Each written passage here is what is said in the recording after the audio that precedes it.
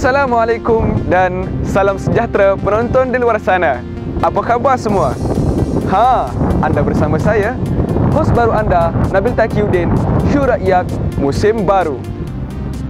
Baiklah, untuk pengetahuan semua, Syurakyat ataupun dalam bahasa Melayunya, apa pandangan anda, merupakan sebuah rancangan yang memaparkan tentang isu-isu semasa berkaitan dengan mahasiswa serta remaja Islam khususnya.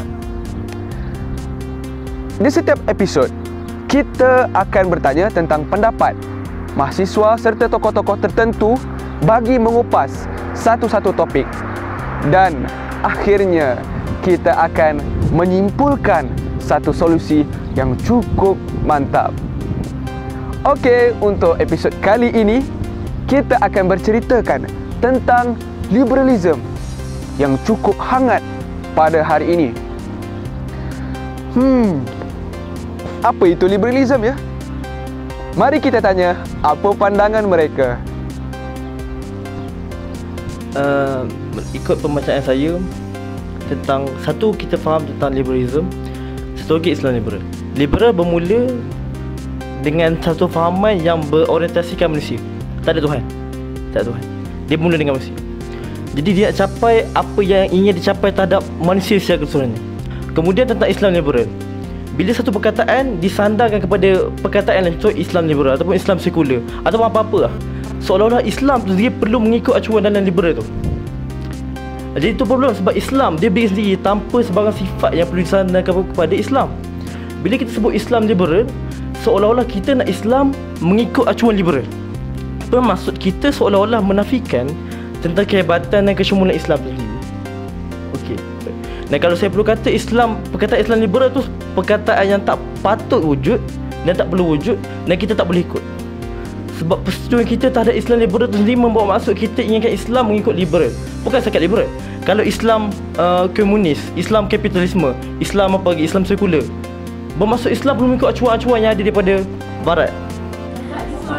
Fikrah liberal ni adalah satu fahaman yang mendahulukan akal lebih daripada akal, nafsu lebih daripada Al-Quran dan hadis tu sendiri. Manusia tu dia bebas melakukan apa benda tanpa peraturan, tanpa agama yang boleh mengongkong dan menyekat kebebasan manusia tu.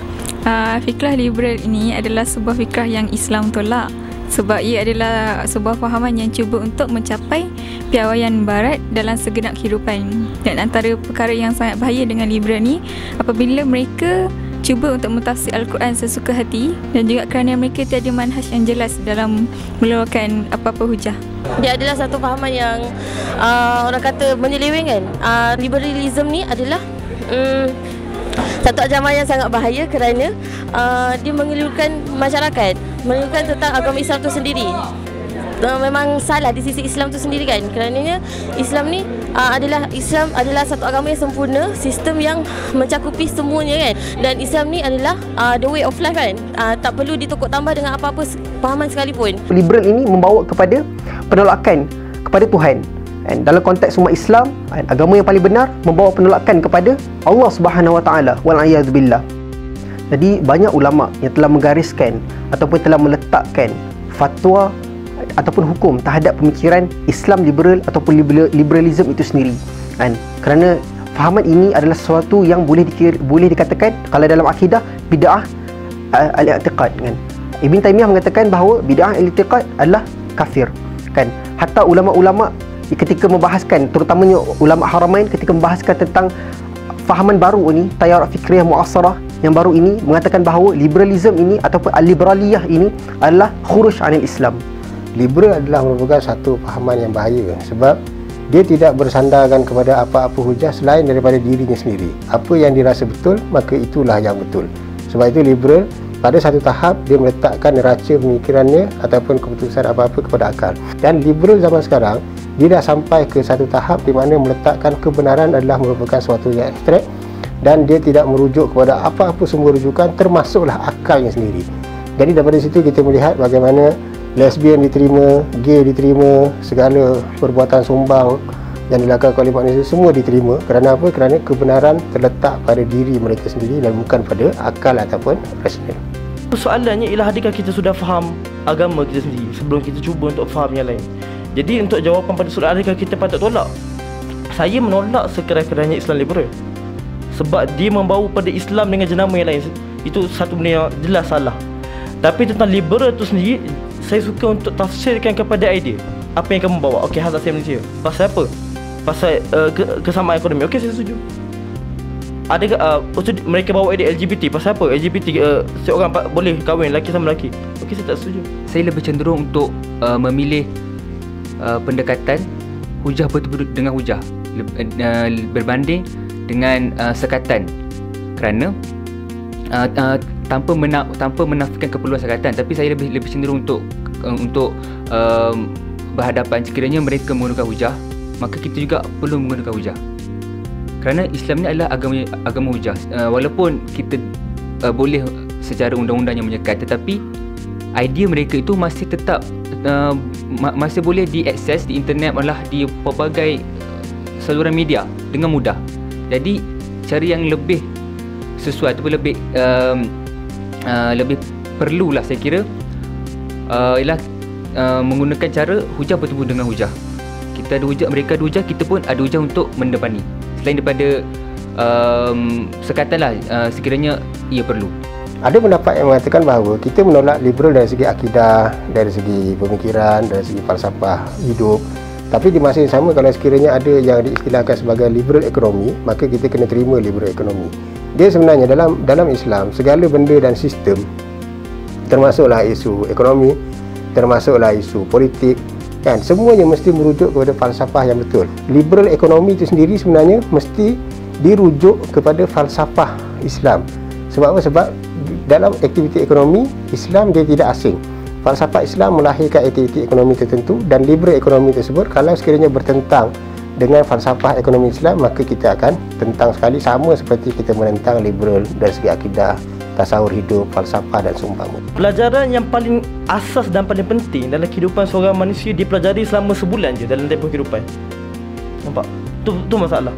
Akidah ialah satu benda yang paling asas, tapi dipelajari dengan tempoh yang paling singkat.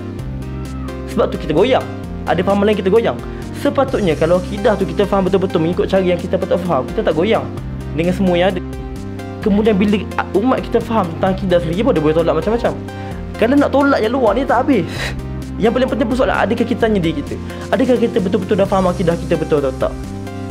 Jadi untuk mahasiswa, apa yang mahasiswa perlu buat? Saya rasa tolak atau tak tolak liberal tu semua nombor dua. Pertemuan ataupun dua perkara yang kita takkan pernah sama, sumber dan juga hadaf. Jadi bagaimanakah cara untuk mengembalikan khususnya mahasiswa daripada pemikiran ini adalah mudah. Kembalilah kepada Al-Quran dan As-Sunnah. Rujuklah Al-Quran dan As-Sunnah. Kerana hakikat sebenar, ramai orang yang apabila ada isu, ada perbalahan, ada serta-serta perkara yang penting, yang core, mereka tidak merujuk kepada Al-Quran dan As-Sunnah, malah mereka merujuk kepada fahaman ataupun ideologi ini agar sesuai ataupun bahasa Inggeris fit dengan kehendak mereka. Jadi kawan-kawan, setelah kita mendengar pandangan mereka, maka jelaslah bahawa fahaman liberalisme ini bertentangan dengan Islam. Dan kita lihat realiti di Malaysia sekalipun, fahaman ini sudah semakin berkembang dan umat Islam kita terus keliru dan confuse. Teman-teman yang dikasihi, jadi kesimpulannya dalam syurayat kali ini, kita umat Islam perlu kembali kepada fahaman Islam yang sebenar, yang syumul, dan agama Islam ini tidak perlu lagi untuk ditempel dengan fahaman-fahaman yang lain seperti liberalisme, sekularisme, sosialisme dan fahaman-fahaman yang lain, kerana agama Islam ini sudah lengkap dan sesuai untuk umat manusia mengikutinya dan mengamalkannya.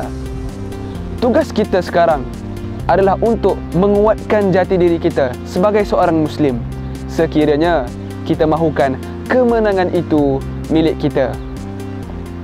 Perjalanan masih jauh, renung-renungkan. Semoga kita jumpa lagi dalam syurayat yang akan datang bersama saya. Assalamualaikum warahmatullahi wabarakatuh.